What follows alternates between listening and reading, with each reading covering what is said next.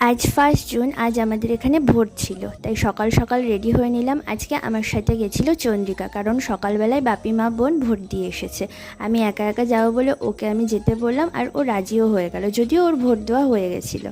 তো আমার খুব তাড়াতাড়ি ভোট দেওয়া হয়ে যায়, একদম লাইন ছিল না, ভিড় ছিল না। ভোট দেওয়ার পরে চন্দ্রিকা আমাকে একটা আইসক্রিম খাওয়ায়। আইসক্রিমটা সত্যি খুব সুন্দর খেতে। আইসক্রিমটা খাওয়ার পরে আমরা ডিসাইড করলাম যে আমরা দুজনে বিকালবেলা একটু হেঁটে আসি। তো হাঁটতে বেরিয়ে খুব সুন্দর সুন্দর নতুন রকমের ফুল দেখতে পাই, সেই ফুলগুলোর সব ফটো চন্দ্রিকা তুলছিল। আর এত সুন্দর ওয়েদার ছিল, আমরা একটু ভিডিও ক্লিক করছিলাম।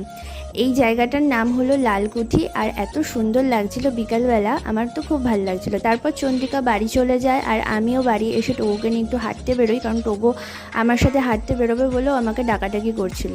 টোগোকে হাঁটিয়ে নিয়ে আমিও বাড়ি চলে আসি, কারণ খুব গরম লাগছিল।